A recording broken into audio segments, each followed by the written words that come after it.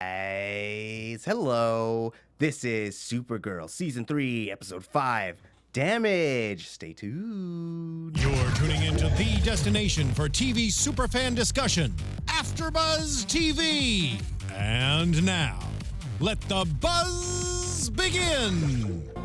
Hello.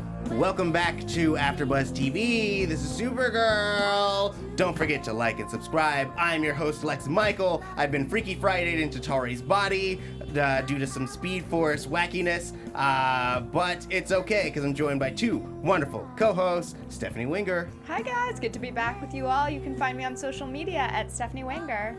Lucretia Lyon. And I'm Lucretia Lyon, guys. You can always find me at LACRETIALYON anywhere on the internet since there is only one. And yes, I'm just doing a creepy Ben Affleck dance here. It's a great dance. And you can find me at the Lex Michael all over social media on Instagram and Twitter. That thing. Yes. All over the Insta scrams. Scramgrams. Anyways. Do you need some help, buddy? No. And you can find Tari, who's trapped in my body in the Speed Force, at Tari J, TAURIJAY. That's his name. I think that's right, Yeah. Yeah, I think so. Great. So we had a really good episode today. It was really sad, which really hits my tear eye pieces. I, Lex Michael, cry a lot at superhero shows because I have emotions and I'm not a robot like Tari. This is a really good Lex impersonation here. Thank you. I like that, you know. Well, why wouldn't it be an impression? It's not an impression, it's who I am. Well, you know, I've seen these shows too much where, I mean, are you Jay Garrick? I mean, what is this? I'll never tell. Anyways, so we had a whole lead poisoning thing, which was real rough and topical. Yeah.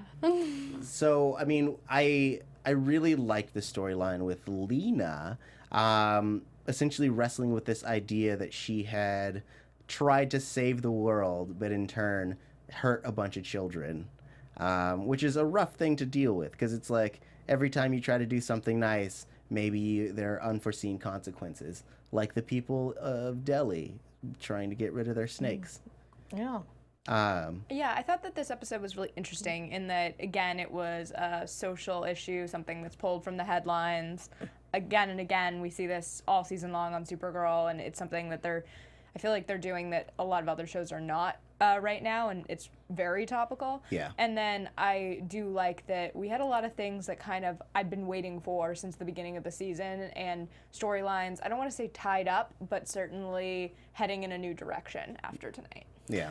Well, and I thought it was interesting of them to show the different perspective, because even if it wound up like Lena had accidentally done this, I mean, it's not like she intended on these consequences. These are things that happen when things aren't tested or whatever. So it was interesting that they didn't completely demonize it, you know, from her perspective anyway. Like, she beat herself up, but even Kara's like, you know, you couldn't have known. We had to make a choice and sort of thing. So that was interesting because a lot of times, I mean, and this has been one of my issues, especially with this season, is there's sometimes a little bit one-noteness to some of the social issues, but I didn't think this episode did that, which was great. Yeah. They also were very clear on what they were drawing the comparison to. I think it was literally in the script as We don't want a Flint situation. yeah, a Flint situation. Yeah. Like, they were very clear on what they were trying to compare it to, and I think sometimes, like, hitting something on the nail like that really does help. It makes it really clear where they're going. So I have a question. Narratively speaking, like we get this resolution where it wasn't in fact Lena's idea or Lena's fault. Do you guys feel like that was the strongest way to resolve it? Do you feel like it would have been stronger if they had had her dealing with the consequences of it actually being her fault? Yeah, I honestly felt like it was not a good choice to have it not be her fault. I felt like it would have been more interesting to be dealing with these repercussions throughout, and that may be sort of what leads into, you know, Rain. Is maybe then her daughter does get sick, and you see that, you know, her pulling away from Lena, who's her friend. that would have been a more interesting jumping off place to me. There would have been Yeah. more of an umbrella story there. I Okay. think that if you had episodes to tell this story, that's certainly what I would have wanted. And I don't know how long they want this kind of lead poisoning. It seemed like they were making a point tonight about it, where I'm not sure that they want it to be 4 to 5 episodes, which I feel like it would be if it went the other direction. I feel like this keeps Lena in the quote-unquote good camp. Yeah. And that's a simpler tale for that story. I'm assuming there are other stories they want to tell. Speaking of Lena being on the good camp, I feel like I would be remiss if I didn't bring up all that sweet, sweet journalistic integrity of her. You know I love some I journal. know. And we got her recusing herself from both L Corp and Catco just so they could maintain neutrality. Yeah, I mean, I think that, again, if you take this out of the Supergirl universe and put it in real life, that's what you would see. In corporate America, at least today, you would see someone step away while that investigation was happening, at the very least. Yeah. Yeah, and I really liked that for her character because in 2, we got to see a lot of Lena's, vulnerable side this episode, which we don't usually see. But you see that her biggest thing is wanting to be so good. And that's sort of what Lex was on Smallville, too, is not wanting to be like their family. And I like seeing those parallels. And it is interesting because when your family does have that bad name or whatever, you do desperately want to disprove them if you're at least somewhat decent, like, Lex started out on that show, and then Lena in this one. So it's good to see her struggle with that and still sort of come to that place in the end as well. Like, we're seeing a little bit of slip of Luthor here or there, but who wouldn't shoot that guy? Yeah, I hesitate to call her completely good camp. No. Like, she's definitely a gray zone, but I feel like they're pushing her more towards that good direction. Right. Yeah, as you guys mentioned, she's a little gray, and we get the little darker side of the gray when she goes to confront Edge about his framing her, his involvement. Which I will say this is the first time we've seen her get shades darker, and I loved it. I loved every moment of it. I pretty mean, sexy. it really opens up a was not where I anticipated that going. Yeah, tell me how sexy it is, Stephanie. Like, I just feel like it was one of those where it really is an interesting character turn for her, right? It's something that kind of comic book wise you would expect it, but on the show she's been quite kind of on the up and up, and now you're seeing this other side unravel. Yeah. And so we had talked before about how it resolved, and essentially I know that it ended up being Edge's fault, but I think it served to show how evil he is. I know you guys were talking about off camera how you feel like he's evil for evil's sake, whereas I feel like he is just very he's spiteful, and I think he's evil in that he's making sure all of his tracks are covered, and he's doing bad things like poisoning kids and stuff. But I think that there's a method to it. I think that he feels slighted, and so that pettiness drives him to do bad things. Yeah, and that's the thing, is I'm waiting to see what his deal is before I make too much of a judgment, but it is just almost like with, whether it's even Damien Dark, a campy sort of villain, we still have a reason for him doing things, which is not, say, necessarily that bad. Or, when we've had Lord or these other villains, we at least have some sort of little bit of humanity to them, and I've yet to see that in Edge. He's almost just way too mustache twirly. And I mean, poisoning kids, it's like, dude, a little dark. I just feel like he was introduced as this dark character, and we haven't really, we know he has kind of a vendetta against Lena, but I would love to kind of peel back those layers and understand a little bit more about why he's not directly, he seems to be kind of going after Lena in a very strange way. As you said, going after kids, it's not directly against her. Right. And I want to know, kind of peel back those layers as to why he's doing it the way he is. Look, guys, can't he just hate women, and can't that be his motivation? I mean, that's his established pattern. He hates women with power. Supergirl, Lena, anyone who stands in his way. That's his deal. Yeah, that was a big threat against Supergirl as well. Yeah. When he's like, imagine, like, if you were, I didn't like you, what I could do. And you start to see that he's going to become a villain to all the women on this show. Right. Well, he's just the one big old patriarchy, and we have to dismantle it. I would like The it. patriarchy I would is like his villain it name. if literally that was the resolution to the season, where he's like, he becomes part robot, or he has this mech suit, and he's like he's like a patriarchy robot, and they literally dismantle him at the end of the season. Anyway, that was my thought tangent. I like that. Thank you. Amazing. I also really liked getting Sleuth Kara. Yeah. We don't really get to see her going around and kind of solving mysteries as Kara very often. We get her punching and fighting and doing stuff as Supergirl a lot. So it was nice seeing her boots to the ground, helping out Sam, using her resources that way. Also showed a little bit of who she is as a journalist, which is fun because we don't get that a lot. A lot of the times her scoops come from, of course, being Supergirl. So it was interesting to for her to be like, well, I know a guy at the lab, and like I can do this, and seeing a little bit of that other side of things. Yeah. What a cool app, though. That Win was like, oh yeah, John told me this wasn't going to be useful. Well, everything Win makes is useful unless it's a Krypton. That is true. Yeah. She did blaster. use Win to get. It's very true, but I Yeah. still. I mean, but it is a resource that she has Yeah. Yeah. as a journalist, Yeah. but Exactly. also as Yeah. Supergirl. Yeah. But speaking of resources, guys, you at home are a resource to us. Something that you can do to help us, a tool that you can utilize for us, is that sweet, sweet rating system on iTunes. You can go on, leave us 5 stars. It's one of the DC weeklies. It's one or all of the DC weeklies. But in your comment and your review, just say, this is for Supergirl. I love Supergirl. 5 stars. And then we'll find it and we'll read it here on this show. And you will be immortalized forever on the Supergirl After Show.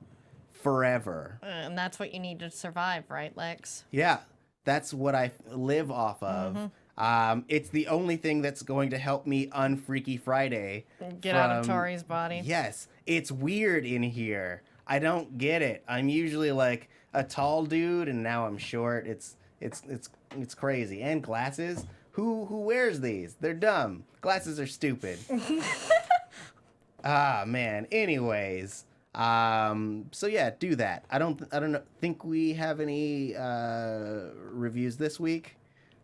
So get on it, or else I, Lex Michael, will die of starvation. Anyways, so the other real big story this week was a real sad one. Real Yeah. sad. It was real so sad. Yeah.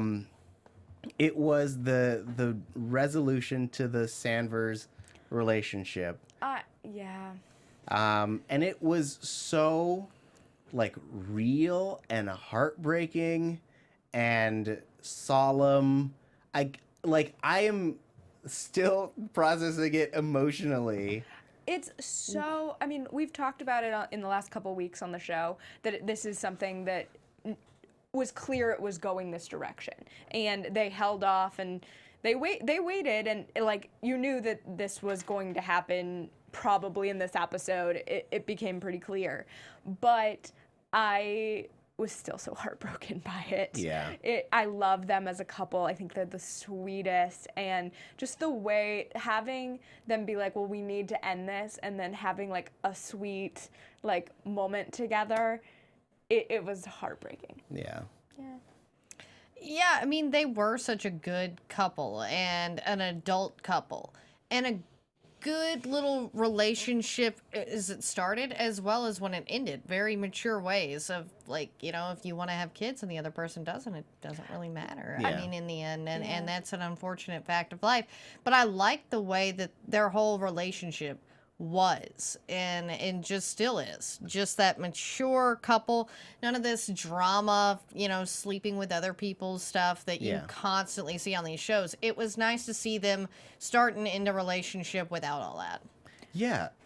Oh, I was just going to say that I think you're right. It's in real life, you have these like deal breakers, right? And it was interesting to see that portrayed on a show because I don't think it happens all the time that way. And they felt very realistic in a very unrealistic world. Yeah, I think what I find the most interesting about the Sandvers relationship is that in this show about an alien woman coming down and fighting and punching other aliens, we get the birth, life, and death of a full, realistic, like, meaty relationship that has gone through so many, like, hills and valleys and started off rocky. They went through so much together, and then we get this really mature, satisfying ending in the midst of all this other, like, crazy superhero stuff. We get, like, a really down-to-earth, loving relationship that, like, hits people on so many, like, I guess, relatable levels. Yeah, because as you say, this has sort of been the normal thing that is just going on while all this other crazy stuff is happening. And it's also just a very normal sort of relationship with ups and downs and just sort of took away from some of the more fantastical elements of the show, but in a good way. Yeah. And I think I really enjoyed that moment when they're packing up all of Maggie's things, and then it's like a really sad song that's playing, and you think it's non-diegetic, but then you realize it's happening in the scene, and they change it to something more upbeat and, like, start dancing and end up sleeping together. And Yeah, that's I like like that. how sometimes when you're ending a relationship, you it gets a little muddy why you're breaking up, and you, like, kind of get back together a little bit. Exactly. I think, like, it's not that they fell out of love. It's that they have different goals, right? Yeah. And so you're seeing a relationship where there's still a lot of love there. Mm-hmm. And I think that's sometimes the hardest in breakups, Yeah. when you still love the person. That's rough. Yeah. Well, yeah, and two, you would expect that they would even have to see each other with their jobs, interacting and stuff like that. So it was good to see this resolution of them sort of still acknowledging the love, but knowing that it has to end. Yeah. Yeah. As a I don't know, as someone who's never envisioned having kids, I don't understand the idea of kids being a deal breaker. I think, just like from what I've seen of other people, I think it can be either way a deal breaker. Like, if you want kids and somebody doesn't, or if you don't want kids, it can be very difficult because that obviously changes your entire life. Right. I mean, having a child it's a forever Oh, yes. choice. Well, and it is one of those things, like, that Alex talked about. If that's something you've always wanted, it is a deal breaker. And it is one of those things that you love someone so much, but, I mean, if you want to have kids, if you want to be a parent, whether, you know, it's just something you can't give up. Yeah. You know? Yeah, I mean, if that's how you envision your life, No. yeah, and it's not something, there's not a maybe I'm wrong about this, and please let us know, but I don't think there's a huge way to compromise on that. Right. Yeah, Like, it is one of those things that when you, I mean, and How I Met Your Mother is a show I love that was a prime example of showing that it's like, yeah, you may meet that person on down the road, spoiler alert, and everything works out. But, you know, Yeah. for them, they just want to have kids. That's true. Yeah. I mean, Everybody's weighing in on the Yeah. chat. Yeah. what are they saying? What do we got? Yeah, Jamie Nauman says, I'm with Tari, I've never wanted kids.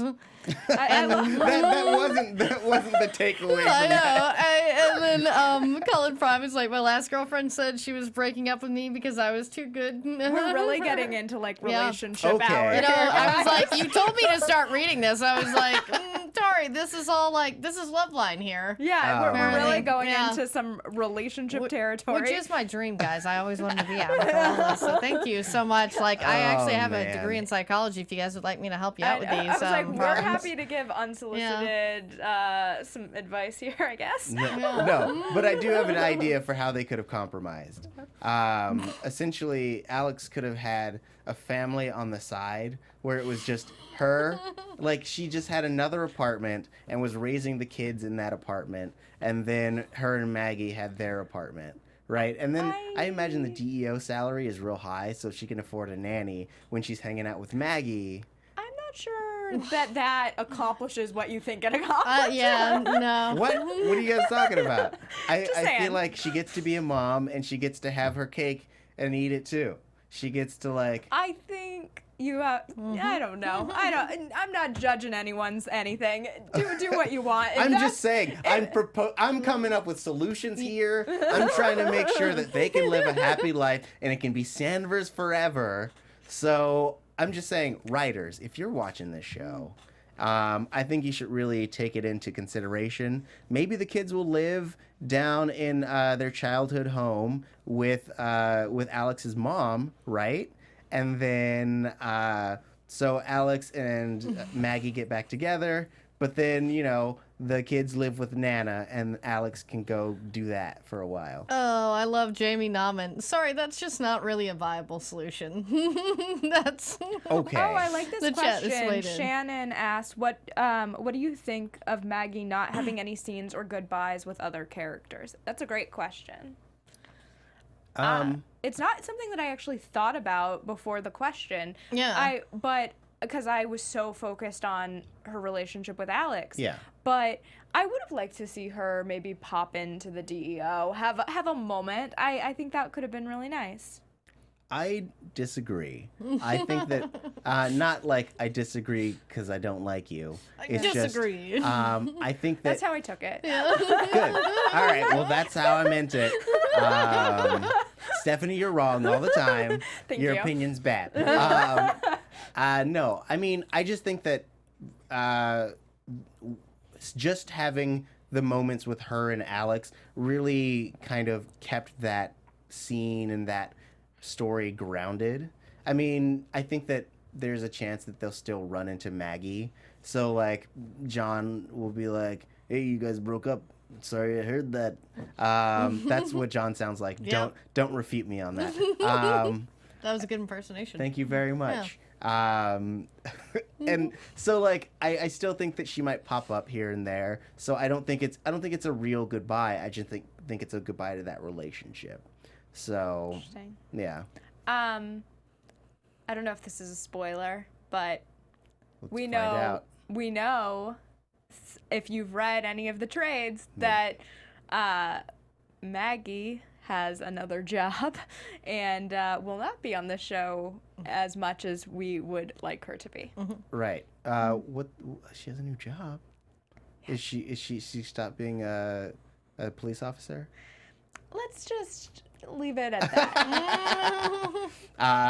Follow Stephanie Winger's Twitter for articles about Maggie's new life. I can Well. easily post an article. Don't you guys worry.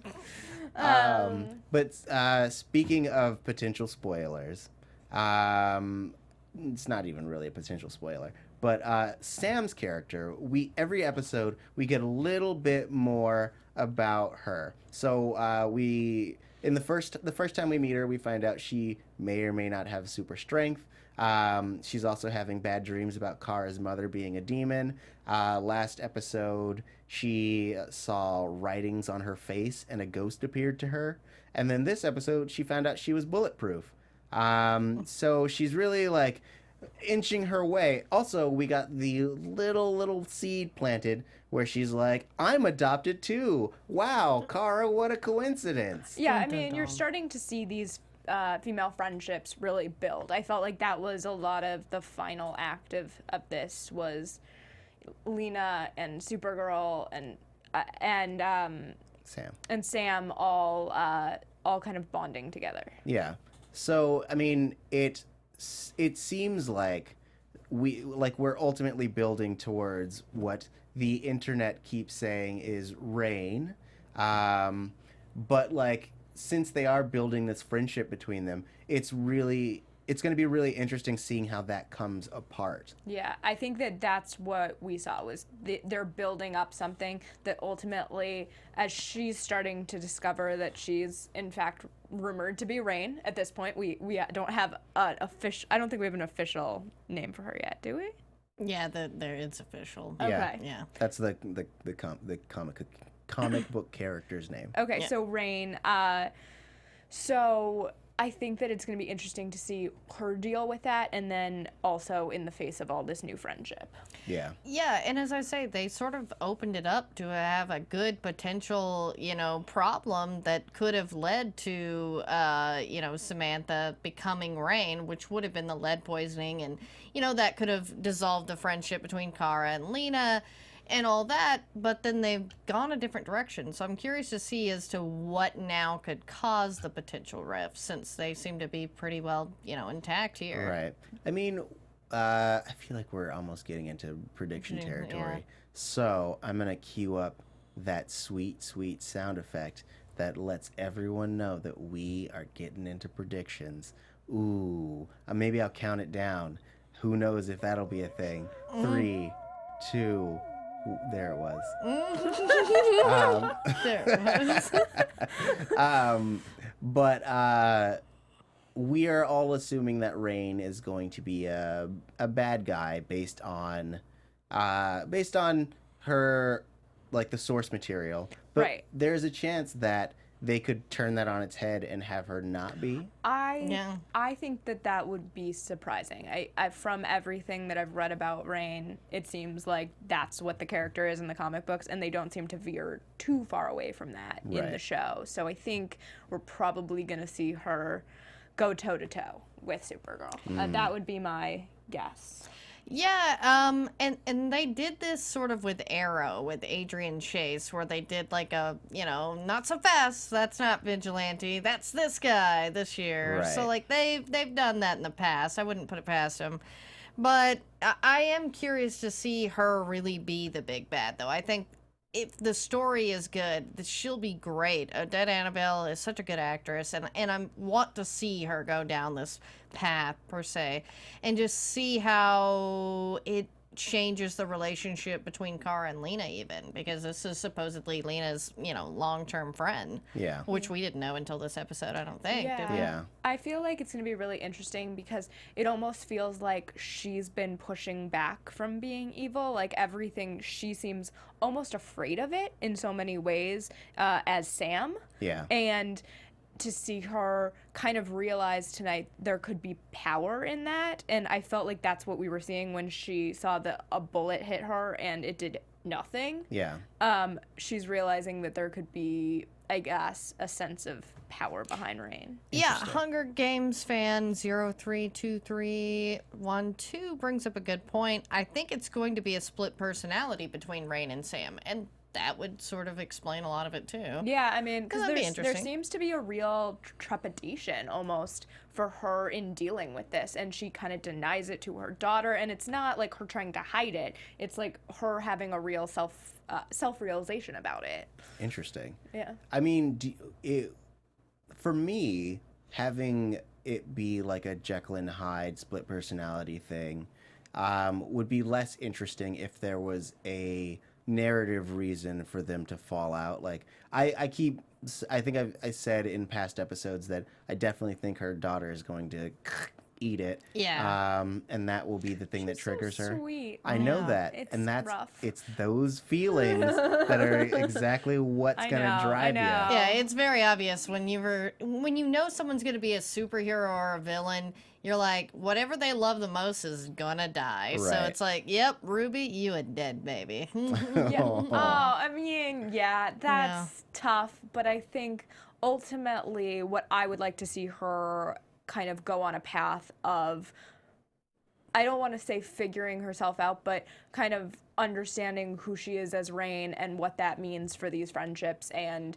does she, I know the chat is all saying she's the big bad. I see it. Look, but, we know, guys. But we get it. I think it would be interesting to see her kind of come to that realization of like, who am I if I'm evil, right? Right. Guys, do you think that she's the big bad?